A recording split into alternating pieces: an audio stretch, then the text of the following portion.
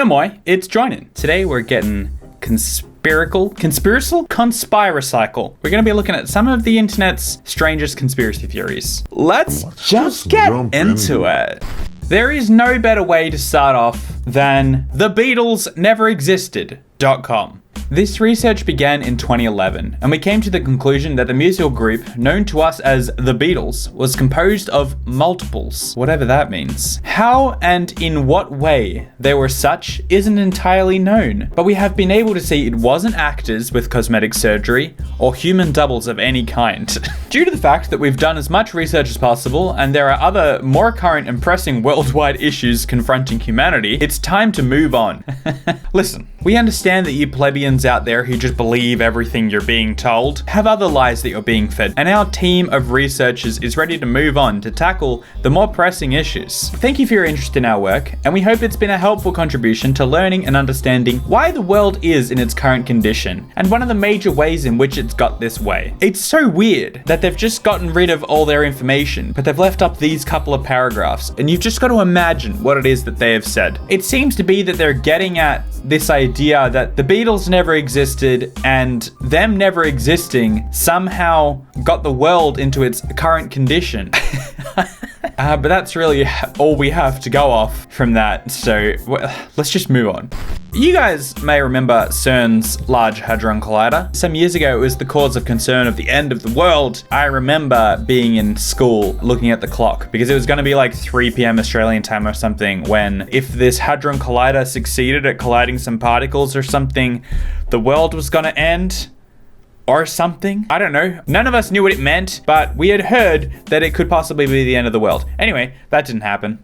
Apparently, the purpose of this collider is to be the stargate to the ancient Egyptian god Shiva. Except that Shiva, I think, is a Hindu god. I have no idea. According to researcher William Henry, great name, the ancient Egyptian object named Taware, aka Osiris device, was a stargate machine capable to open wormholes or dimensional openings used by Seth and Osiris to travel across the underworld. Kind of a god's name is Seth. Seth, son of Nut and Jeb. Is CERN the new Osiris Taware, a modern Stargate machine based on ancient technology? No. According to mainstream scholars, the Taware was only a mystic symbol that has represented the connection between Abydos and some mythical place in the underworld, interpreted as the land of the dead. So here you can see a little picture of that thing. You can see here this banana with a gramophone on the end of it and a something else on the other end and a big old oar. Well, it's a common sense among UFO researchers that the Taware depicted in some paintings in the walls of Abydos temple is a structure that could be part of a huge device that activated dimensional portals, stargates, or wormholes. Because that is the most logical conclusion. Indeed, the scholars have alleged that the boat-like object seen in the painting was the so-called boat of million years, used by Ra to travel across the underworld. Is it really just a boat? Above, you see a model of a cosmic wormhole that matches with the theory of Kurt Gödel, that due to the fact that nothing can travel faster than light, a shortcut can be opened in certain coordinates of the space to connect two distant points. Above, you see a close in the right section of the Taware. Notice that Seth is coming out and it seems that his body is twisted or warped. And below, you see a 3D render of the Gödel Stargate. Needless to say, it's just identical to the Taware. So here's the funnel, the Stargate funnel. There's a little ship going into it. And here we have one snake boy. And clearly it is identical. Not only that, we have a comparison between an illustration of how a Stargate might work and it kind of looks like this picture of a boat. I mean, I love it. I love how the ancient Egyptian pictures just illustrate these crazy things and they could mean anything. Sure, it might just be some people on a boat, but it could also be some illustration made to rub it in future generations' faces that, hey, we had a Hadron Collider. Look at how long it has taken you to figure this stuff out. All you really needed was a big banana-shaped thing. It's quite simple. We did it ages ago. Apparently, the moon is not real. The moon is so perfectly positioned that because of where it is, when we have an eclipse, it is the same size as the sun. That's why we have the eclipse. And the authors of Who Built the Moon say this: the moon is bigger than it should be, apparently older than it should be, and much lighter in mass than it should be. It occupies an unlikely orbit and is so extraordinary that all existing explanations for its presence are fraught with difficulties, and none of them could be considered remotely watertight. Just Google it. And like so much in what we call science, that people take it as fact, it's actually a theory which repeated becomes fact, but then you go back and you find that it's a theory. So just like your idea that the moon is not real? Another one from NASA. It seems easier to explain the non-existence of the moon than its existence. Anyway, this is a very long-winded explanation of why the moon isn't real. We have lots of yellow text from various uncited sources that back up his theory that the moon is either a hologram or a hollow thing. Wait, this is the guy... Right, so this guy is a conspiracy theorist. It's like what he does.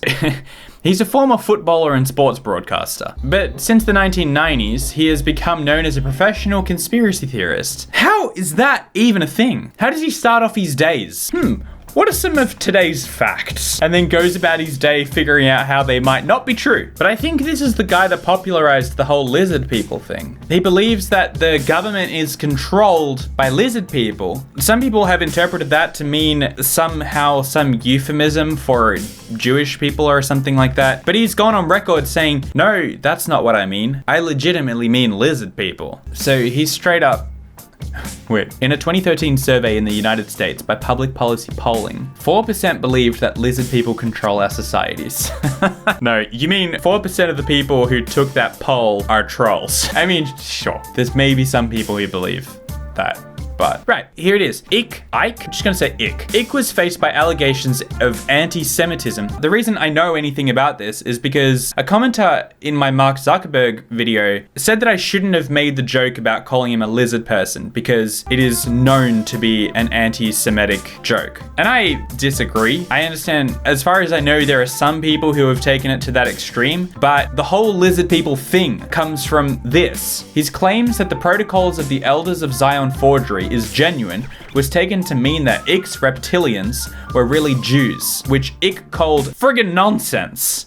You know what's absurd? The fact that you would think that when I say lizard people are controlling the government, you think I mean Jews. Which, hey, is probably better, because at least he's just a crazy guy who thinks that lizard people are controlling the government, and not a crazy guy who thinks that Jews are controlling the government and likes to portray them as lizard people. Like, does he believe what he says? It's this guy's whole deal to sell crazy conspiracy theories. They're fun to look at, but let's look at an unrelated one.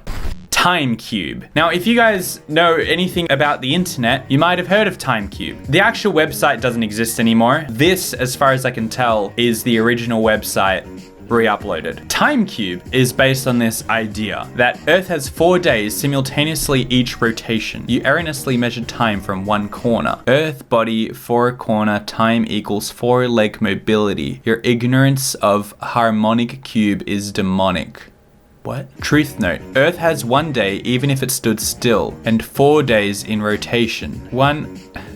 That looks like 1 million, but there's a zero missing. $100,000 to anyone who can disprove the harmonic cube. In 1884, Meridian Time personnel met in Washington to change Earth time. First words said was that only 1 day could be used on Earth to not change the 1 day Bible. This, a major lie, has so much evil feed from its wrong. No man on Earth has no belly button. It proves every believer on Earth a liar.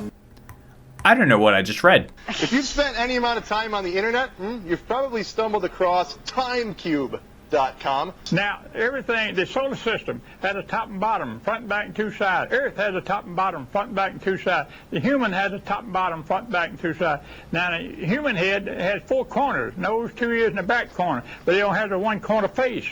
It's only 1/4 of who they think they are. 1 corner, but they go around the 4 corners in a lifetime. The baby, the child, the parent, and the grandparent. We don't recognize human metamorphosis. I don't even know what he's saying, let alone what it means. TimeCube was a personal webpage operated by self-proclaimed wisest man on Earth. All current sciences are a part of a worldwide conspiracy to teach people lies. Each day actually consists of 4 days. Alongside these statements, Ray describes himself as a godlike being with superior intelligence who has absolute evidence and proof for his views. Ray claimed that the academia has not taken TimeCube seriously. Okay, we're gonna call it there. Thank you for watching. I'll see you tomorrow.